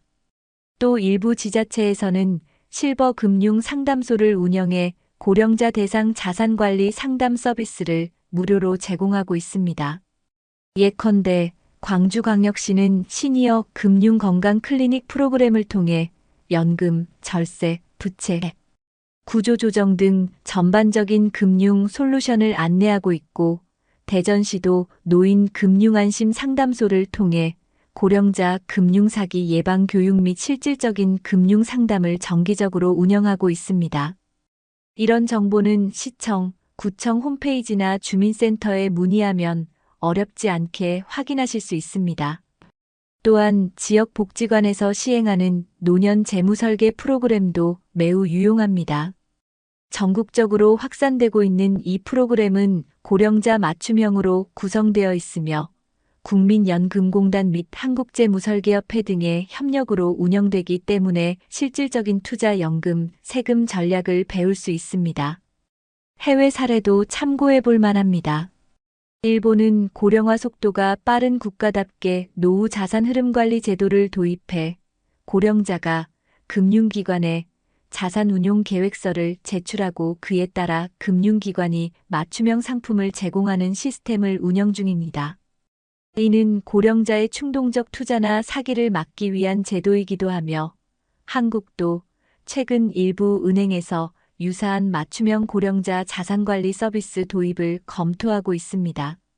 미국은 SECUR이 액트 2.0이라는 법을 통해 50세 이상 고령자에게 연금계좌 추가 납입 한도를 확대하고 복리 운용의 장기 효과를 누릴 수 있도록 제도를 개선했습니다. 특히 60대 이상 고령자에겐 기본 납입 한도 외에도 추가 적립 캐치 마이너스업 컨트리뷰션 기회를 제공하고 있어 늦게 시작해도 일정 수준 이상의 연금 수익을 만들 수 있도록 장려하고 있습니다. 캐나다는 정부가 운영하는 레지스터드 리타이어먼트 인컴 펀드 RRIF 제도를 통해 고령자에게 세금이 연기된 계좌 운용 혜택을 주며 일정 기간 이후 연금처럼 인출의 생활비로 활용할 수 있도록 설계했습니다. 이러한 해외 사례는 모두 노후에 필요한 것은 자산의 액수가 아니라 매달 현금 흐름이 들어오는 시스템이라는 철학을 기반으로 하고 있습니다. 다시 말해 지금이라도 여러분이 할 수 있는 가장 현실적인 방법은 바로 흐름을 만드는 작은 행동을 시작하는 것입니다. 계좌를 만들고 한 달 10만 원씩이라도 불입하고 지자체에서 운영하는 상담을 받아보고 살고 있는 지역의 재무 프로그램에 한번 참여해 보는 것. 이 모든 것이 지금 여러분의 노후를 바꾸는 첫걸음이 될 수 있습니다. 돈이 떠나간 자리엔 후회가 남고 작은 준비가 남긴 자리엔 평온이 깃든다. 여러분 기억하시나요? 곰팡이 낀 천장을 바라보며 왜 그땐 몰랐을까 하고 후회했던 김상국 씨의 이야기. 퇴직금 5억 원이 3년 만에 사라지고 통장 잔고를 보는 게 두려워졌던 그분의 현실은 어쩌면 지금 이 영상을 보고 계신 누군가의 미래일 수도 있습니다. 반면 작게 시작했지만 꾸준히 준비했던 윤창렬 씨는 매달 들어오는 연금 흐름 속에서 손주에게 책을 선물하고 아내와 도자기를 빚으며 오늘 하루를 온전히 누리는 삶을 살고 있었습니다. 그 둘의 차이는 가진 돈이 많고 적음이 아니었습니다. 단지 준비의 방향이 달랐을 뿐이었습니다. 지금 이 순간 여러분은 어떤 선택을 하고 계신가요? 혹시 이제 와서 뭘 해? 라는 마음으로 지금의 불안을 외면하고 있지는 않으신가요? 하지만 늦지 않았습니다. 50대, 60대, 70대라 해도 지금부터라도 작게라도 시작한다면 우리는 얼마든지 흐름 있는 노후를 설계할 수 있습니다. 노년의 삶이 가난과 불안이 아닌 작은 여유와 따뜻한 안정으로 채워지길 바란다면 우리는 오늘 바로 이 자리에서 행동해야 합니다. 하루라도 빨리 계좌를 만들고 한 달에 10만 원이라도 저축하고 동네 복지관 프로그램 하나라도 찾아가 보세요. 그 작은 발걸음이 몇 년 뒤 여러분의 삶을 완전히 바꿔놓을 수 있습니다. 이 영상이 끝나고 다시 조용한 집으로 돌아가더라도 여러분 마음속에는 오늘 이 이야기가 작은 불씨로 남았으면 좋겠습니다. 그 불씨가 여러분의 노후를 따뜻하게 데워주는 등불이 되길 바라며 저는 또 다음 영상에서 더 깊은 이야기로 찾아뵙겠습니다. 건강하게 그리고 존엄하게 여러분의 노년이 누구보다 빛나길 진심으로 응원합니다.